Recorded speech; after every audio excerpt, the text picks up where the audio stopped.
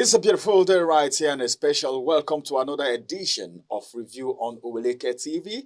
My name is Ramsey Enoch and of course Anthony Amukolo is right here with me. How are you doing, Ramsey? I'm fine. Good morning. Good morning. Yeah, we want to talk about something. The topic for today's review is something that has to do with almost everyone because if it's not you directly, it could be someone related or connected or associated with you. Yeah, this is it. The federal government to adopt 18 years as varsity entry age. What do you think about that? Do you want it to be adopted? Let me tell you what's on my mind right now. People like Antonia, people like Ramsey may not have gotten to the university at the age of 18, but rather before 18. Yeah. And it's fine. Okay. If I want to share my experience, or maybe probably Antonia wants to share her experience. I'm saying this because I've already spoken with her, okay, before we came up on camera. So someone will not be saying, oh, how did you know that? Did she tell you? Yes, I did. I told him. All right. So as it is right now, Antonia, you know, some persons, we have children, okay, words that are intelligent. Some get out of school earlier than 18. Yeah. And right now, if the federal government adopts the 18 years varsity entry age, it means by the time you're done from secondary school, you may go take JAMB, but then if you're not up to 18, you can't get to the university, no matter how brilliant you are. I think sometimes we should be looking at advanced countries. Okay, what happens from there?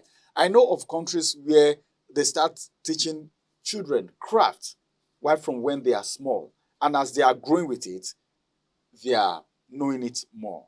So if the federal government adopts 18 years as the age for any kid, okay, any child, to get to the university, would that be fine? All right.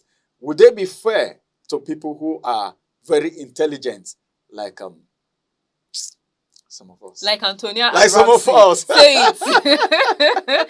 Okay, looking at this whole situation, the federal government said most of the issues, those crimes that are committed in schools, is coming from these children are not really mature. So if you are not, there's people that are over 18 that are still not mature. Age is just a number. Age is just a number. Maturity is in the heart. Maturity comes from you having parents that instill values in you, and you as an individual, you make up your mind to say, okay, this is what is right and this is what is wrong, and I want to toe the right path. So now, if a child, an average Nigerian would leave secondary school at age 16 or 17, and the way they do it nowadays is you're writing WAEC this year.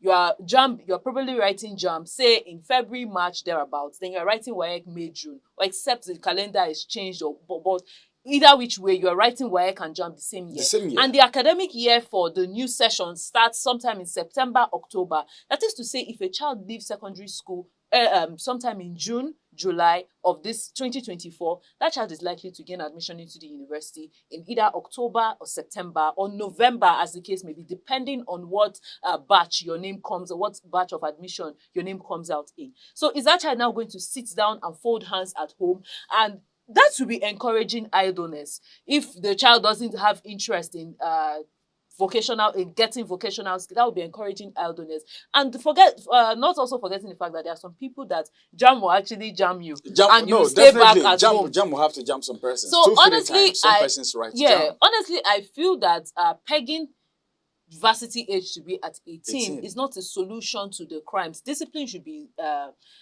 be commanded, so to say. Do you understand? They should instill discipline in schools. When your child is disciplined, and this is coming from both the parents and the university community, because if you train up your child well, and when it gets to, no matter the peer pressure, yes, we know that we've been through school. We know that there are certain things that your friends will want to maybe influence you to do.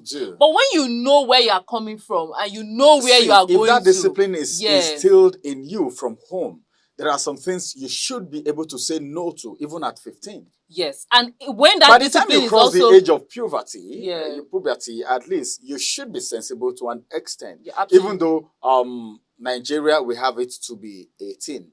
All right, like there are some things like maybe flying of drone, for instance, or registration of drone, okay, as a remote pilot. So, for instance, in the United States, you need to be 16, all right, before you can actually register a drone or maybe probably fly a drone. And the same thing is applicable in Nigeria. So sometimes these things should be looked into properly. Let's look at the economic advantage and the impact, the effect it's going to have on the students before we even come up with it.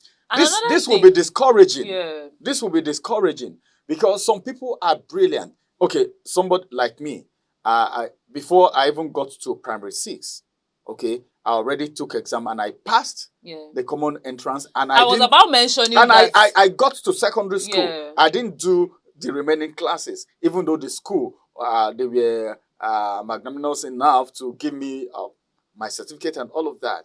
So these things happen. We have people who are intelligent. So but now that we are mentioning this doesn't make it right for parents to rush their children or skip classes. Let your child go through the natural phase. Do you understand? Because as a child develops, you develop cognitive ability, and with each class you're entering, and as the child grows, your brain matures. There are certain things. That's the reason why maths that is meant for primary 6, you can't go give it to a primary 1 student.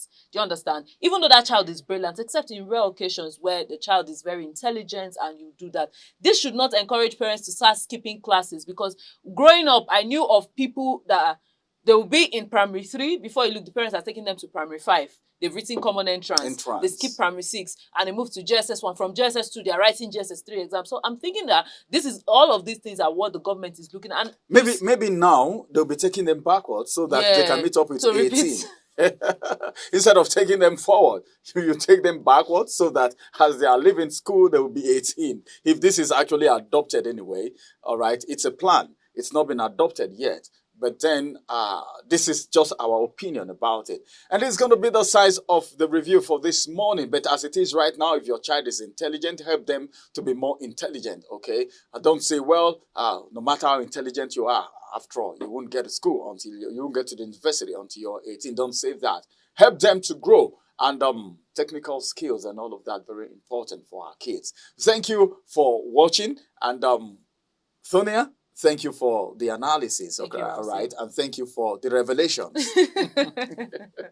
My name is Ramsey. Have a beautiful day ahead of you. We'll see you again, same time, same station, tomorrow. Bye-bye for now. Follow us on our social media handles at Oweleketv.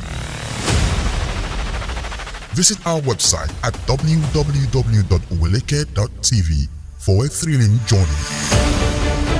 Oweleketv, rising star at the fairground.